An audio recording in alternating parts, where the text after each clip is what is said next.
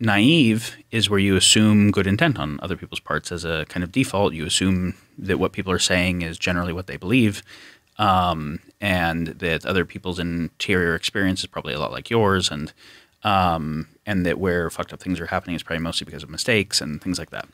And if you interact with the world, and particularly systems of power enough, that will become destroyed in you, right?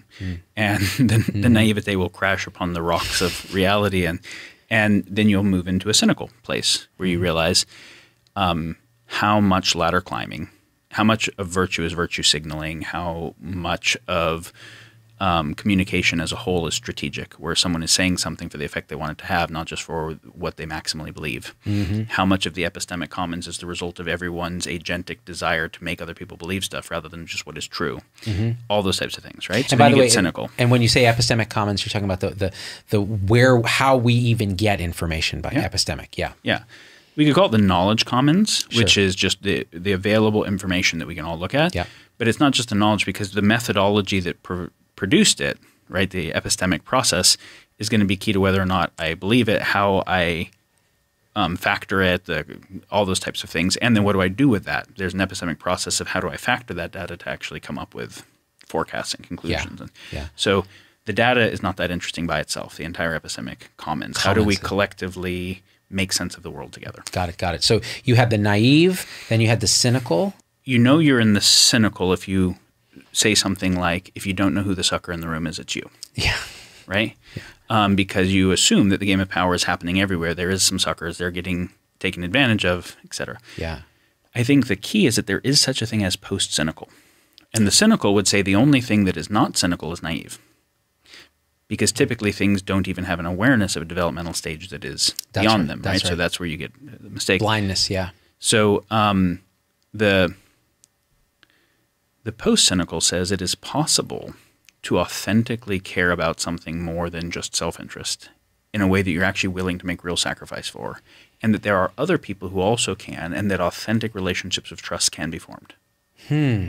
So I couldn't be post-cynical if I didn't believe that there were other people that could be post-cynical, right? Because I have to believe I can have a relationship of trust. If everybody else is cynical, you can't. There's no trust. If everybody else is naive, you can't do it. If they're just naive, I can't trust them that much, because on accident they'll get played by the cynical people, and even though they're trying to be loyal, the whole thing will still get fucked up. So I have to know that the other people have an immunity to that process, that they're aware of it, but they're also not bound to it. This is in the world, but not of it, right? And so to be post-cynical, you have to know that other people can be post-cynical, and then you have to be able to know what is a legitimate basis of trust, and how do I know that? How do I sense that? And so what I would say is post-cynical, good faith communication is necessary for something like the continuation of anything that's at all democratic or republic. Like anything that has participatory governance and is not just the people being ruled requires the people being able to develop that. So that has to become the center of the values of a culture that then develops that in people and checks it and reinforces it. So does a post-cynical, this is fascinating, does a post-cynical standpoint require the sort of transcending and including the naive and the cynical standpoint? Of course. So you have to be able to understand and inhabit the naive and the cynical to develop a post-cynical. In the same way that a meta-modern or an integral or a post-postmodern system actually has to understand postmodernist critiques on modernity well. And it has to understand modernity well, right? You have to understand the philosophy of science and the Hegelian dialectic. You have to understand the postmodern critique of why there is no objective fact. And why there is no objective absolute perspective in claiming it's probably some type of imperialism or power game. And that you can't separate the game of power from the propagation of ideas. And then not just leave it there, because that's an untenable place to leave it, and say, how do we take that critique as a refinement? Because that's a deconstruction process. How do we take that deconstruction as a refinement to a constructive process, which means everybody can get on the same page with something other than the game of power? Because if all there is the game of power, and all truth claims have no basis other than claim of power, then what you're actually doing is exalting power as the only possible thing. And that thing actually self-terminates, right? A situation where everyone is just playing the game of power with it means that the epistemic commons and the social contract break, democracy breaks. You can't make climate change well enough to do any solution with it that half the population doesn't resist, or COVID or AI or anything. And so you have to come to a way of being able to make sense of the world, address values, and cooperate beyond just the game of power, which, kind of the meta-modern thing. So the same with the post-cynical, right? The post-cynical understands why the cynical is there and has to be resilient to that. Okay, so at some point, oh, I see. Your argument about be in good faith is just gaslighting.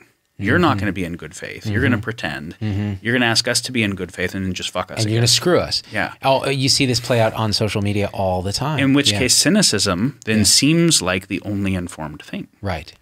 And so you have to have some process to be able to say, how do I show up to a good faith process and really sense if the other side is and ensure they are and orient towards that simultaneously, because otherwise we get defect in the prisoner's dilemma. How do we get something to ensure against defect and be able to have cooperate? Because everybody rationally doing defect leads to catastrophe for everybody. It's an integral perspective. It's saying, okay, how are we going to make sense? How are we going to have dialogue? How are we going to try to find our way through the morass of what is and what ought to be if we can't even agree that we're acting in good faith and that everybody's accusing everybody else of bad faith, right? So